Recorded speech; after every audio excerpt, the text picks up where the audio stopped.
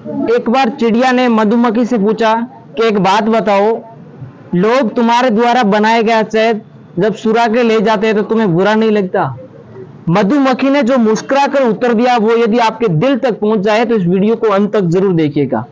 मधुमक्खी ने मुस्कुराते हुए उत्तर दिया कि चिड़िया, लोग मेरे द्वारा बनाया गया शहद चुरा के ले जा सकते हैं लेकिन मेरी कला को नहीं।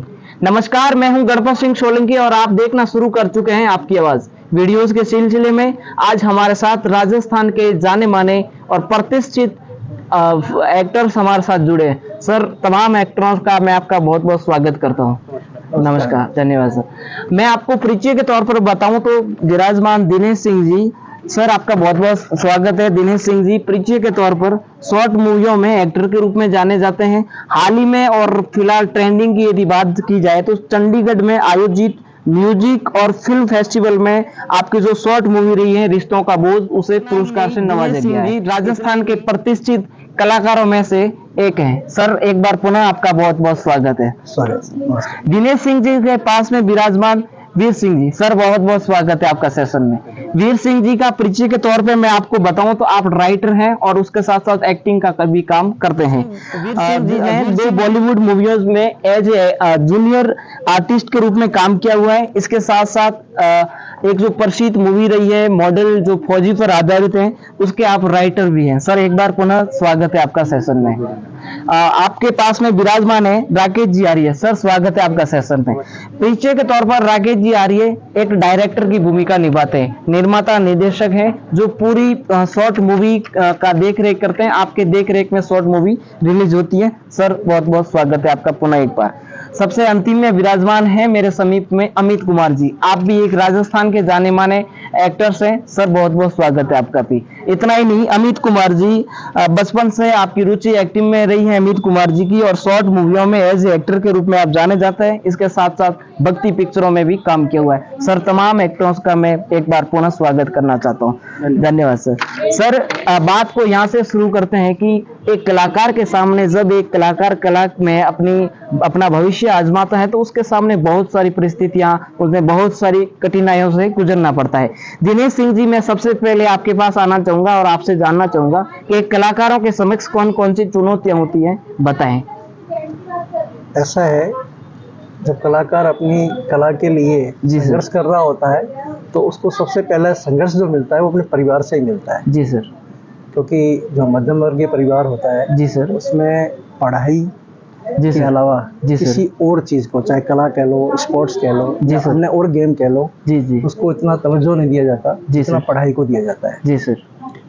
और फिर भी यदि कोई कलाकार बनना चाहता है, जी सर, कला का मर्म लेकर के जी रहा है, जी सर, तो उसको स्वाभाविक सी बात है कि इन चुनौतियों को सामना करते हुए आगे बढ़ना ही पड़ेगा। और कोई उपाय भी नहीं है। जी जी। तो उसके रास्ते अनेक तरीके से हैं। जी सर। मैं मेरे बारे में बता देता हूँ। जी सर। कि जब मेरी रुचि इस क्षेत्र में बनी, जी सर, तो जिस समय मैं प्राइमरी एजुकेशन ले रहा था, जी सर, तो हमारे स्कूल में बाल सभा हुआ करती थी। जी सर, हर शनिवार को। जी सर। तो उसमें बच्चों के तौर पे चुटकुले, कहानियाँ, जी जी, संगीत के गाने, जी, किसी को गाना गाना, जी, कोई कहानी सुनाना, कोई कविता सुनाना, अपने शौक के हिसाब से हम लोग पार्टिसिपेट करते थे। जी सर। और यही शौक जब जैसे जैसे धीरे धीरे बढ़ता गया, जी, और मैं भी ऊंची क्लासों में पढ़ता गया, जी, तो एक शहर से दूसरे शहर, जी सर, जाना हुआ। जी सर। तो उसमें शहरों में छोटी छोटी संस्थाएं हुआ करती थी। जी सर, जो इस कला के क्षेत्र के रंगमंच का काम करती थी। जी सर। उनसे जुड़ने का अवसर मिला। जी सर। उनसे बारीकियां सीखी। और कुछ नहीं तो जो गाँव के अंदर रामलीला या रासलीला हुआ करती थी, उनको देखने जाया करते थे। जी सर। तो असली में इंस्पायर तो हम लोग वहीं से हुए। जी सर। उनकी भूमिकाओं को देख करके हुए। जी सर। क्योंकि उस समय इतना बड़ा माध्यम जो आज के दौर में है, टीवी हुआ या सिनेमा हुआ, जी जी, वो हमारे गांव में नहीं हुआ करता। जी सर। तो हमने तो वही रासलीला रामलीला देख करके बड़े हुए। जी सर। और उसी से इंस्पायर होकर के इस कला के क्षेत्र को अपनाया। जी सर। फिर ये स्कूल कॉलेज होते हुए, इंस्टीट्यूट होते हुए, जी सर, तक आपके सामने है जो भी। जी, धन्यवाद सर, आपने बहुत अच्छा जिक्र किया दिनेश सिंह जी। अब मैं वीर सिंह जी के पास आना चाहूंगा। सर, स्वागत है। मैं आपसे प्रश्न के तौर पे जानना चाहूंगा, कहा जाता है कि कलाकार हमेशा वक्त से आगे चलता है, वो एक दूरदृष्टि होता है, लेकिन ये दुर्भाग्य की बात माने तो एक कलाकार को आज समाज में वो प्रतिष्ठा वो सब कुछ नहीं मिल पा रहा जो मिलना चाहिए। सर क्या कहना चाहेंगे इस प्रश्न के संदर्भ में? जहाँ तक आपका सवाल है, मैं ये नहीं कहूँगा कि सम्मान नहीं मिल रहा है। जी सर। हाँ, ये कहना उचित है कि जितना डिजर्व करते हैं उतना सम्मान नहीं मिल रहा है। जी सर। उसके कई सारे कारण हैं, जी सर। जिनमें से एक मुख्य कारण ये है कि हम एक डेवलपिंग कंट्री हैं, विकसित विकास की राह पे हैं। जी सर। तो हमारे देश में सबसे पहले युवाओं से ये उम्मीद की जाती है कि ये कोई जॉब करे, पैसा कमाए। जी जी। और जैसा कि आप जानते हैं कि इस क्षेत्र में कोई जॉब की सिक्योरिटी है नहीं, तो ये कारण है कि जिस वजह से इसको ज़्यादा तवज्जो नहीं दी जाती है। कला के क्षेत्र में हमारी सोसाइटी ज़्यादा इम्पोर्टेंस कला को नहीं देती है। जी सर। और इसके अगेंस्ट अगर आप पाश्चात्य देशों में या वेस्टर्न कंट्रीज में देखेंगे तो वहाँ बचपन से ही इन शौक जो जिसके अंदर ये टैलेंट होता है वो उसको वहाँ से डेवलप करता है। वहाँ की गवर्नमेंट, वहाँ की सोसाइटीज़ उसको सपोर्ट करती हैं। जी सर। तो वो और क्रिएटिव होते जाता है और आगे चल के वो अच्छा कुछ करता है लाइफ में। तो ये चीज़ है हमारे समाज में थोड़ा सा इस चीज़ को एक्सेप्ट अभी नहीं कर रहा है। बट आई होप कि आने वाले समय में जैसी न्यू जनरेशन आ रही है, स्कूलों में, कॉलेजों में इसको लेके कॉन्शियस हो रहे हैं, सिलेबस जारी हो रहे हैं, तो आने वाला टाइम कला के क्षेत्र में ब्राइट फ्यूचर है, ब्राइट समय आने वाला है। तो आई थिंक यही अप्रोप्रिएट जवाब है। जी सर। हाँ, बहुत ही अच्छा जिक्र किया वीर सिंह जी। अभी मैं आर्य सर आपके पास आना चाहूँगा।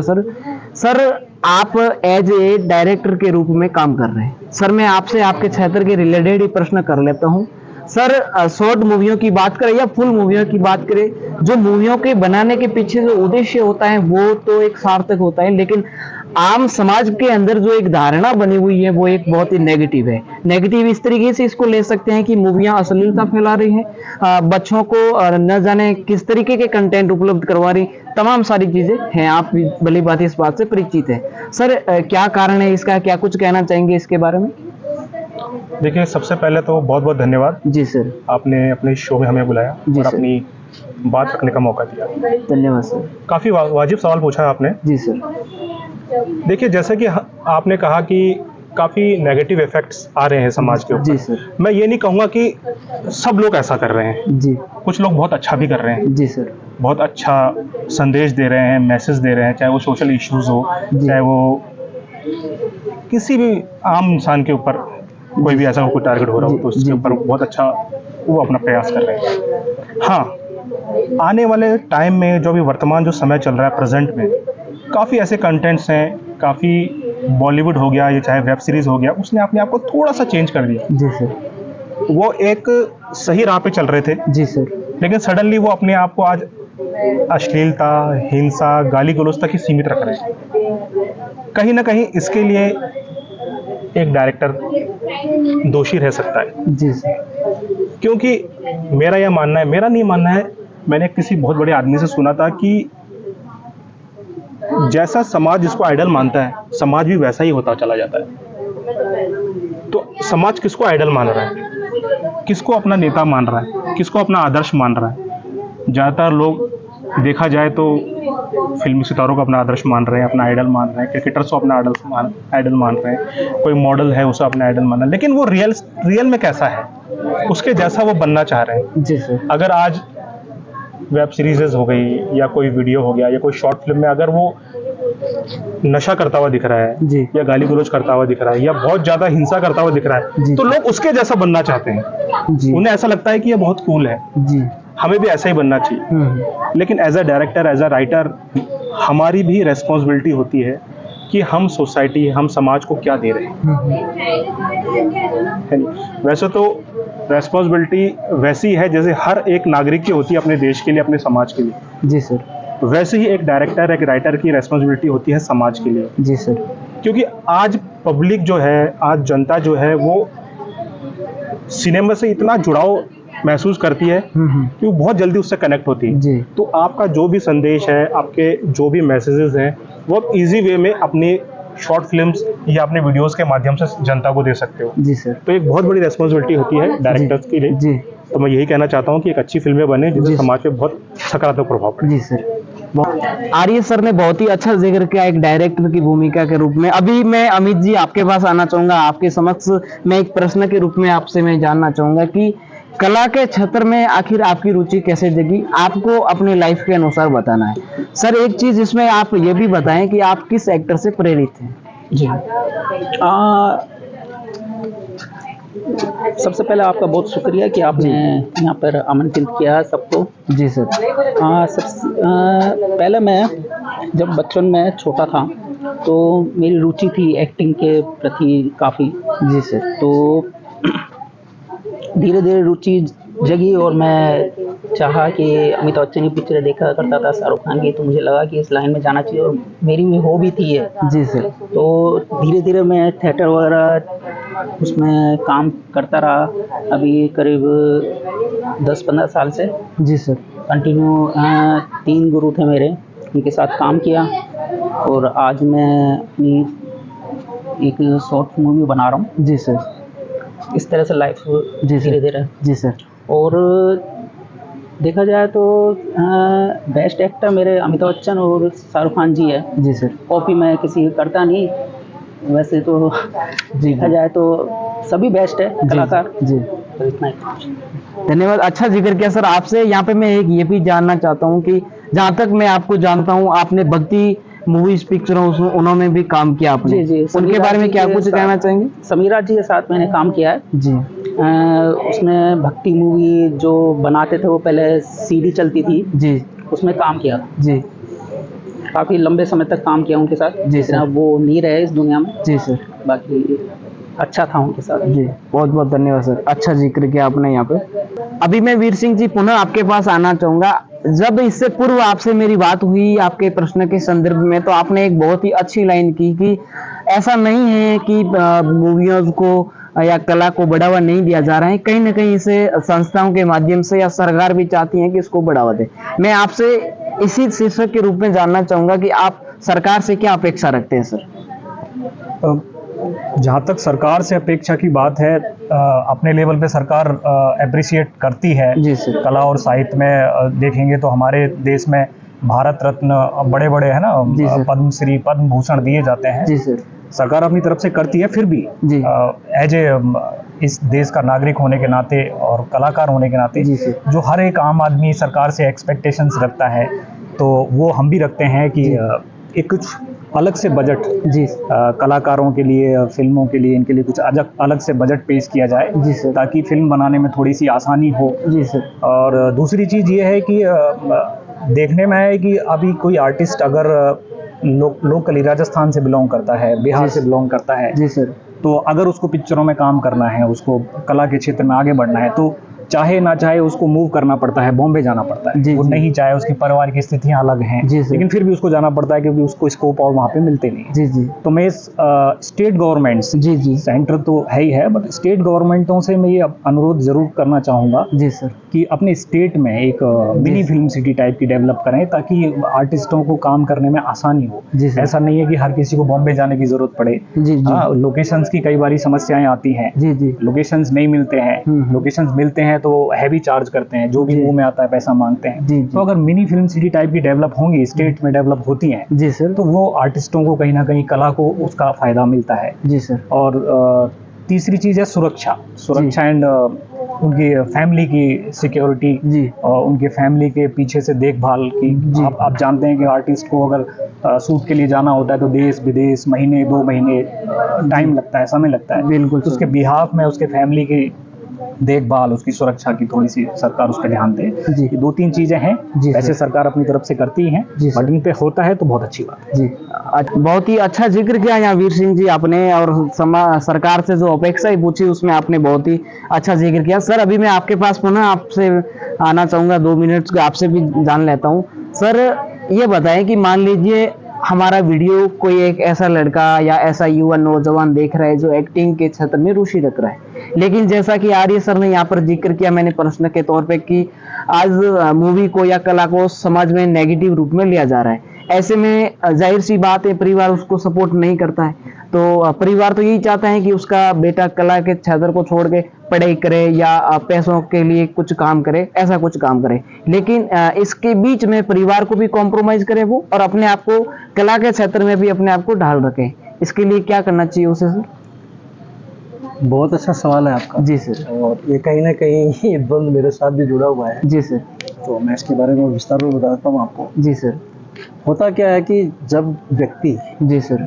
या वो छात्र, आप यूँ कह लें, जी जी। या वो स्टूडेंट कह लें, जी जी। अगर वो कला के क्षेत्र को अपनाना चाहता है जी तो सबसे पहला जो काम होता है वो होता है अपने परिवार को विश्वास में लेना। जी। अब परिवार को विश्वास में लेना इतना आसान नहीं होता जी। क्योंकि आपने जैसा कहा आपके क्वेश्चन में जी कि समाज हमेशा छात्र को जी। पढ़ाई की तरफ ज़्यादा रुझान देता है। जी, जी। खासतौर पे हमारे मध्यम वर्गीय परिवार की बात जी कर रहा हूँ। बिल्कुल सर। ठीक है, लेकिन अब समय जैसे जैसे बदल रहा है जी सर। उसके हिसाब से स्पोर्ट्स को, कला के क्षेत्र को जी और अन्य विधाएं जैसे डांस है जी। जी या कोई संगीत की रुचि रखता है, जी सर। तो लोग धीरे धीरे इन विधाओं को भी अब परिवार में समायोजित करने लगे हैं। जी सर। अगर उनका बच्चा इस फील्ड में जाना चाहता है तो लोग बचपन से ट्रेनिंग भी देने शुरू कर दी है। जी जी। हमारे वक्त में निर्णय करके अगर कुछ कहा जाए तो स्कूल, पढ़ाई और या फिर घर के काम या फिर अपना धंधा व्यवसाय जो वो कीजिए। जी तो लोग मोस्टली हमको यही राय देते थे कि बेटा इस क्षेत्र में कुछ रखा नहीं है और अपना अच्छा ढंग से पढ़ाई लिखाई करो, कमाओ धमाओ और अपना परिवार का जी। पालन पोषण करो। लेकिन मेरे साथ घटनाक्रम कुछ अलग घटा। जी सर। वो इस तरीके से घटा कि मैंने अपनी विधा को जीवित रखने के लिए पढ़ाई के साथ साथ में संस्थाओं के माध्यम से अपनी कला को निखारा। जी सर। और जब उससे आगे बढ़ा तो राष्ट्रीय लेवल की जो संस्थाएं हैं जी जैसे राष्ट्रीय नाट्य विद्यालय हुआ, जी सर। ये समय समय पे कैंप लगाती थी, उनमें मैंने पार्टिसिपेट किया, उनके माध्यम से सीखा। राजस्थान यूनिवर्सिटी का 1 वर्ष का पूर्णकालिक कोर्स चल रहा होता है। जी जी। तो वहाँ से मैंने 1 साल का पूर्णकालिक कोर्स प्रशिक्षण प्राप्त किया। जी सर। और मैंने अपनी कला के माध्यम से, जी जी। जैसा आपने बताया जाने माने तो आपने कहा, बट मैं इतना कोई जाना माना नहीं हूँ। जी सर। लेकिन हाँ, फिर भी जो मैंने अपने क्षेत्र में कला के क्षेत्र में जो काम किए हैं, जी सर। वो कहीं न कहीं पहचान के रूप में लोगों ने पसंद किया है। जी सर। और उसी का श्रेय कि मैं आज आपके सामने हूँ। जी सर।